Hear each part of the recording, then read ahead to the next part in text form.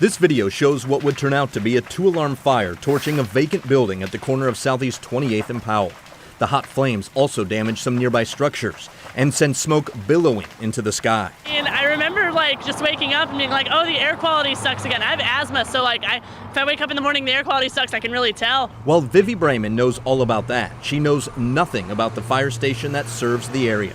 Fire Station 23 near Southeast Powell and Milwaukee is understaffed.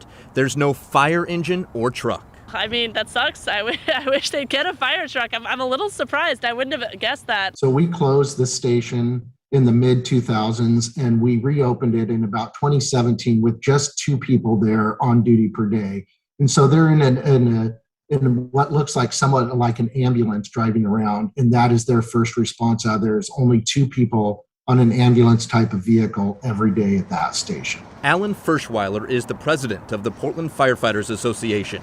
He says if Station 23 was fully staffed, with 4 people instead of 2, there's a chance the vacant building at 28th and Powell would still be standing. If that engine would have been there instead of a 2-person company, they can start putting on the water on the fire before it continues to build rapidly, very big. The union is now advocating for additional staffing at Fire Station 23. The union's asking the city to give some of its millions of dollars in extra tax revenue to the Fire Bureau, specifically Fire Station 23. Since we have 2 people there, we would just need 2 more firefighters every day to bring it up to a fully staffed engine company. So it's a very reasonable ask, in my opinion. A reasonable ask, according to neighbors as well.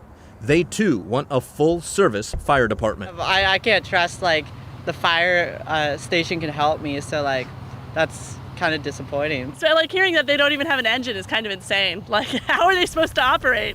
We did reach out to Commissioner Joanne Hardesty's office. The commissioner is, of course, in charge of the Fire Bureau. She tells us the Bureau is actually not even eligible for any of the extra tax revenue. She says that's typically set aside for things that require one-time funding. Not all hope is lost, though. The commissioner says she is willing to work with the Bureau during the regular budget process. Reporting in Southeast Portland, I'm Mike Benner for KGW News.